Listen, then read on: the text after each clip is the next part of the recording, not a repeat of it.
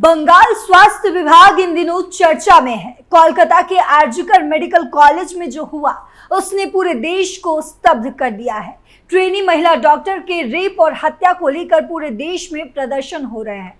बुधवार को इस मामले में कोलकाता आईएएम में बैठक भी हुई। इसमें कई ऐसी बातें निकलकर सामने आई हैं जो हैरान कर देने वाली हैं। साथ ही इस मामले में सुप्रीम कोर्ट के अपील के बाद एम्स के डॉक्टर अब प्रदर्शन खत्म कर चुके हैं। साथ ही आपको बताएंगे कि सोनागाछी की महिलाओं ने इस मामले पर क्या बड़े खुलासे किए हैं। तो क्या है पूरा मामला, बताएंगे आपको इस स्पेशल स्टोरी में। नमस्कार, आप देख रहे हैं कैपिटल टीवी, मैं हूं आपके साथ पल्लवी सिंह।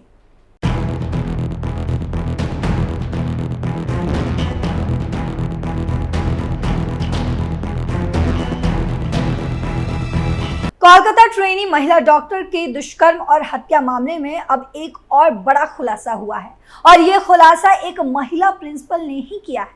उन्होंने बताया, प्रभावशाली लॉबी की बात ना मानने पर बंगाल में मेडिकल कॉलेज के प्रिंसिपलों को धमकाया जाता था। इसे लेकर दबी छुपी बातें बैठक में खुलकर सामने आई। कोलकाता के आरजीकर मेडिकल कॉलेज में 9 अगस्त को हुए बलात्कार हत्याकांड के बाद जारी अशांति और प्रशासनिक बदलावों के बीच आईएएम ने बैठक की। इसका उद्देश्य स्वास्थ्य सेवा में सुधार और डॉक्टरों तथा छात्रों की सुरक्षा संबंधी चिंताओं को दूर करने के लिए सुझाव मांगना था।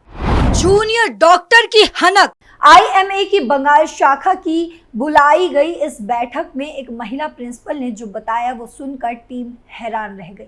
उन्होंने कहा कि पश्चिम बंगाल मेडिकल काउंसिल की दंडात्मक और नैतिक समिति के सदस्य के रूप में काम कर रहे एक जूनियर डॉक्टर ने उत्तर बंगाल लॉबी के आदेश का पालन ना करने पर मुझे बुरा भला कहा, यानी कि उस प्रिंसिपल को बुरा भला कहा, जिसका नाम कथित तौर पर उनके विद्यालय उत्तर बंगाल मेडिकल कॉलेज और अस्पताल के नाम पर रखा गया है। परिवार को धमकी। आईएमए के एक सूत्र ने प्रिंसिपल के हवाले से कहा कि मेरे परिवार को भी नहीं बख्शा गया। जूनियर डॉक्टर ने कहा कि वो देखेंगे कि मेरे बच्चे घर से कैसे बाहर निकलते हैं, यानी कि यहाँ खुलकर धमकी भी दी गई। आईएमए पश्चिम बंगाल की कार्य समिति बैठक में हुई घटनाओं पर एक विज्ञप्ति जारी की गई, जिससे कहा गया है कि जब मेडिकल कॉलेज की प्रिंसिपल भी अपने कार्यस्थल पर सुरक्षित महसूस नहीं करती तो हमें न्याय की कोई उम्मीद नहीं है। स्वास्थ्य विभाग ने नहीं लिया एक्शन। आईएमए ने कहा कि जिस बात ने हमें और भी अधिक चौंकाया है वो है स्वास्थ्य भवन यानी कि राज्य स्वास्थ्य विभाग मुख्यालय की ओर से कोई कार्रवाई ना करना, जबकि प्रिंसिपल को जानकारी दी गई थी। यह स्पष्ट है कि स्वास्थ्य विभाग सत्ता के भूखे आंखों पर पट्टी बांधे अधिकारी चला रहे हैं, जिनकी एकमात्र चिंता उनकी अगली पोस्टिंग है। That's it. चुनिंदा छात्रों का नकल का आरोप। कुछ प्रिंसिपलों ने यह भी आरोप लगाया कि परीक्षा से पहले चुनिंदा छात्रों को प्रश्न पत्र दिए गए और उसमें से कई ने चैट जीपीटी तक पहुंचने के लिए अवैध रूप से मोबाइल फोन और लैपटॉप का इस्तेमाल भी किया। उपनगरीय मेडिकल कॉलेज के प्रिंसिपल ने सिफारिश की है कि इस साल आयोजित परीक्षाओं की समीक्षा की जाए, क्योंकि कम से कम 40% उत्तर पुस्तिकाएं एक जैसी थी। 2 युवा डॉक्टरों का आया नाम। आईएमए ने कहा कि उत्तर बंगाल के एक मेडिकल कॉलेज के प्रिंसिपल ने बताया कि एक संकाय सदस्य ने परीक्षा शुरू होने से पहले छात्रों को प्रश्न पत्र वितरित कर दिए। उत्तर बंगाल के एक अन्य शिक्षण अस्पताल के एक शिक्षक को परीक्षा के बीच में ही निरीक्षक के पद से हटा दिया गया। एसोसिएशन ने 2 युवा डॉक्टरों का नाम भी लिया जो कथित तौर पर लॉबी का हिस्सा थे। आरजीकर अस्पताल को लेकर इस महिला प्रिंसिपल ने बड़े खुलासे किए हैं। दिल्ली एम्स के रेजिडेंट डॉक्टरों ने अपनी हड़ताल खत्म की। वहीं अब आपको बता दें कि दिल्ली एम्स के रेजिडेंट डॉक्टर ने अपनी हड़ताल खत्म करने का ऐलान किया है। कोलकाता में प्रशिक्षु डॉक्टर के साथ बर्बरता की घटना के बाद सभी डॉक्टर लगातार प्रदर्शन कर रहे थे। दिल्ली स्थित एम्स के रेजिडेंट डॉक्टरों ने भी चिकित्साओं की सुरक्षा को लेकर बीते 11 दिनों से हड़ताल पर थे। अब इन्होंने हड़ताल खत्म करने की घोषणा कर दी है। रेजिडेंट डॉक्टरों ने एक बयान में कहा कि राष्ट्र हित में और सार्वजनिक सेवा की भावना को देखते हुए आरडीए एम्स ने 11 दिवसीय हड़ताल वापस लेने का फैसला किया है। ये फैसला सुप्रीम कोर्ट की अपील और निर्देश के जवाब में लिया गया है। हम आरजीकर मेडिकल कॉलेज की घटना का संज्ञान लेने और देश भर में स्वास्थ्य कर्मियों की सुरक्षा के व्यापक मुद्दे को संबोधित करने के लिए सुप्रीम कोर्ट की हार्दिक सराहना करते हैं। अब मैं आपको बताती हूँ कि आखिर सोनागाछी की महिलाओं ने इस घटना को लेकर क्या कुछ कहा है। महिलाओं ने मिट्टी देने से किया इनकार, पहले सुरक्षित हो बेटियां, फिर आएंगी माता रानी। आरजीकर अस्पताल में डॉक्टर के साथ हुई दरिंदगी के विरोध में सोनागाछी, जो कि कोलकाता का रेड लाइट एरिया है, वहां की महिलाओं ने दुर्गा पूजा के लिए मिट्टी देने से इनकार कर दिया है। कोलकाता के आरजीकर अस्पताल में डॉक्टर के साथ हुई दरिंदगी के बाद लोगों में गुस्सा है।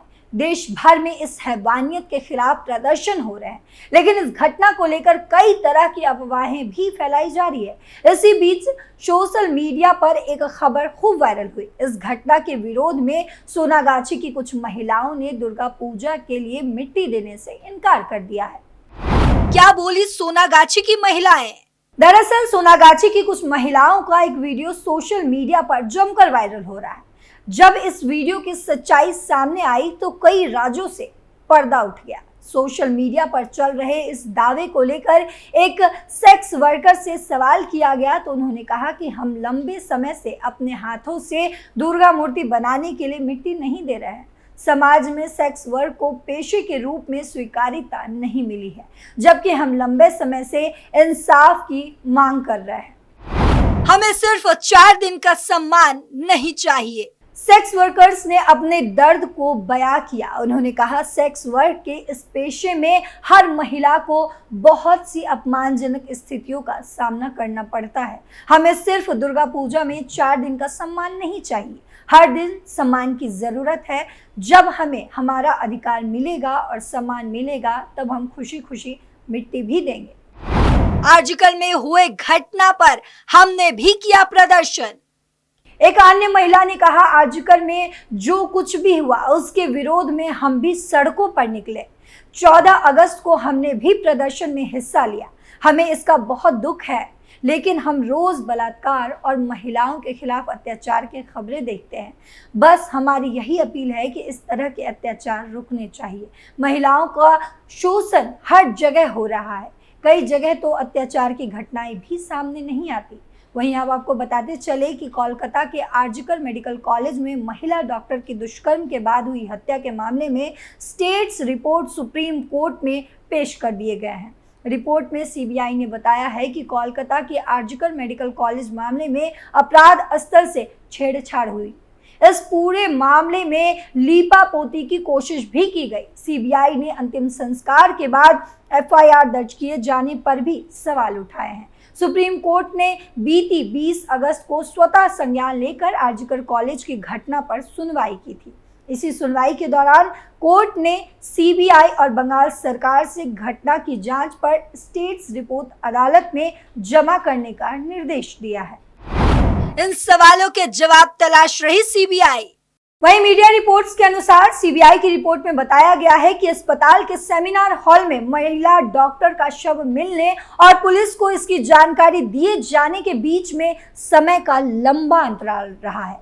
ऐसे में सीबीआई इस बात की जांच कर रही है कि अस्पताल प्रशासन, खासकर मेडिकल कॉलेज के पूर्व प्रिंसिपल संदीप घोष ने पुलिस को घटना के बारे में जानकारी देने में इतनी देरी क्यों की। सीबीआई बीते शुक्रवार से ही करीब हर दिन 12 से 14 घंटे संदीप घोष से पूछताछ लगातार कर रही है।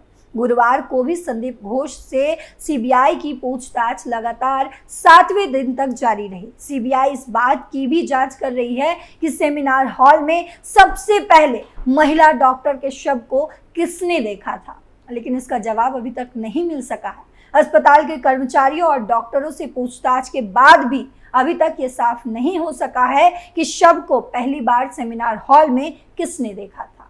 सीबीआई ने बताया कि जिन लोगों से पूछताछ की गई है उनके बयान विरोधाभासी हैं। फिलहाल इस मामले में लगातार जांच चल रही है। फिर हाजिर होंगे नए अपडेट्स के साथ, तब तक देखते रहिए कैपिटल टीवी। नमस्कार।